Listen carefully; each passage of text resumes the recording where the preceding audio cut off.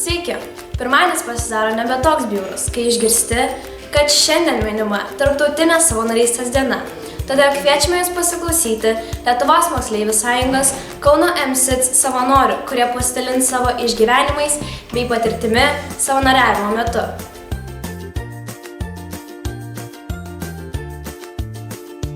Aš esu LMS savanorė jau 2 metus. Prieš mane buvęs pusbrolis taip pat buvo labai įsitraukęs į šią organizaciją. Tad jo aktyvumas ir atkaklumas labai sužavėjo mane ir paskatino įsitraukti į šią veiklą.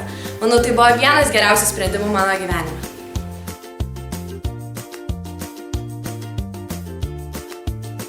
Savanoriauju dar labai trumpai, bet per tą laiką patyriau nuostabių akimirkų. Pamilau šios žmonės ir esu įsitikinęs, kad man ši vieta.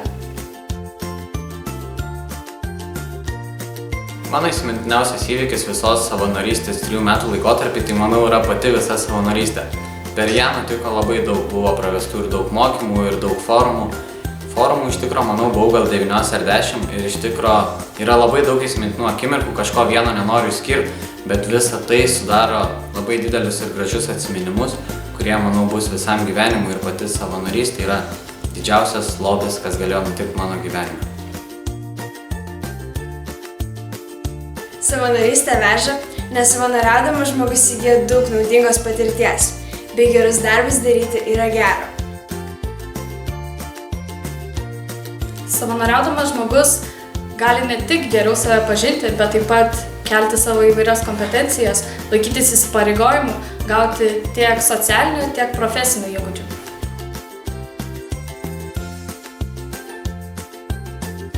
Aš manau, kad pasaulis būtų gražesnis, jei daugiau žmonių savanoriautų, nes žmonės galėtų pažinti save ir puošti pasaulį gerais darbais.